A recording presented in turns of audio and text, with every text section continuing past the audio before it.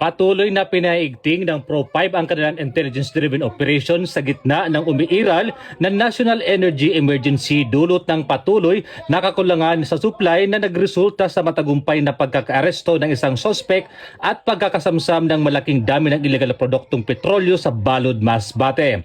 Isinagawa ang operasyon sa pangunguna ng mga tauhan ng Balud Municipal Police Station ng Masbate Police Provincial Office, katuwang ang Regional Intelligence Division kasunod ng mga ulat hinggil sa hindi otorisadong bintahan ng gasolina sa nasabing lugar.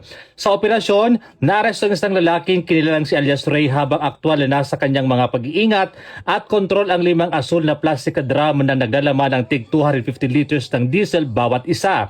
Nakumpiska ng mga otoridad ang kabuang 1,250 liters ng diesel na may tinatayang halagang 115,000 pesos.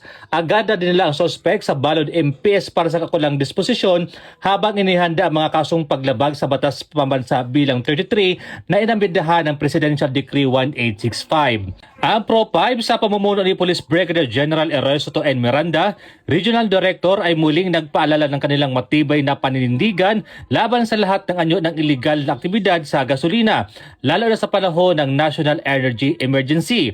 Nanindigan ang PNP sa pagpapatupad ng batas, pangangalaga sa publiko at pagpapanatili ng integridad ng supply ng enerhiya sa bansa. Hinihikayat din ng publiko na iulat sa pinakamalapit na himpilan ng pulisya ang anumang kahinahinelang aktibidad kaugnay ng iligal na bintahan ng gasolina.